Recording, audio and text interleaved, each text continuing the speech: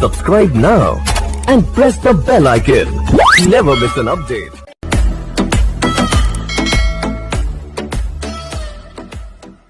मंटू भैया, मंटू भैया। हौसलों की उड़ान अभी बाकी है, हौसलों की उड़ान अभी बाकी है, इरादों का इम्तिहान अभी बाकी है। अभी तो नापी है बस मुट्ठी भर जमीन, अभी तो सारा आसमां बाकी है।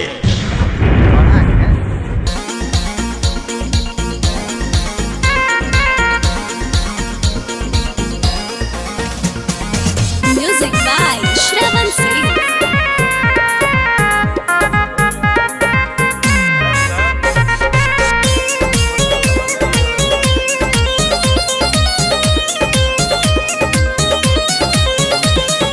चाचा सुना चाची बतिया के जनी तू भूलैहा, अब की चुनौआ में मंटू भैया जी के जीतैहा।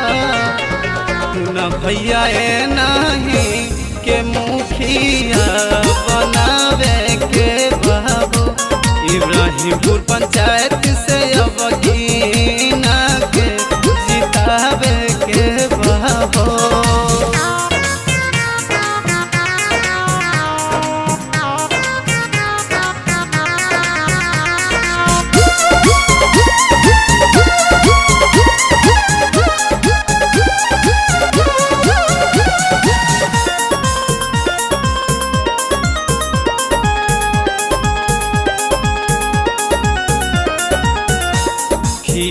गहरी बहवन के होले सहाइया हो, यही खातिर पारतानी हमरा पैया हो।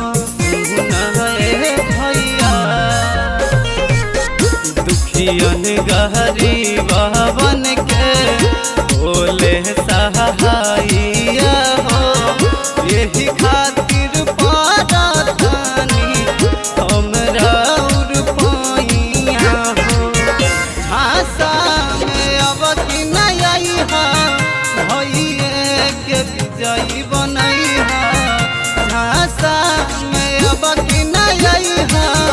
मंटू जी के विजयी बनैहा। कि सुन भैया ए नहीं के मुखिया बनावे के बाबू, इब्राहिमपुर पंचायत से अब की विजयी बनावे के बाबू।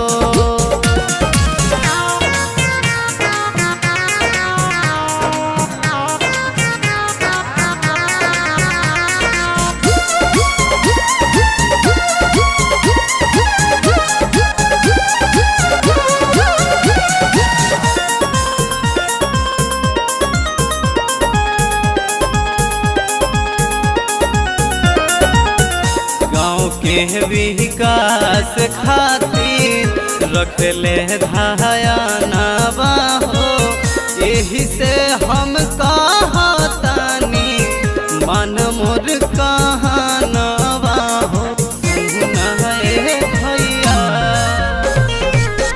गाँव के विकास खातिर रखले धायनावा हो, यही से हम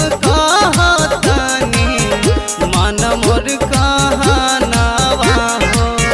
हमनी के विश्वास करी है ई बढ़िया विकास, हमनी के विश्वास करी है ई बढ़िया विकास। कि सुन भैया ए नहीं के मुखिया बनावे के बाबू,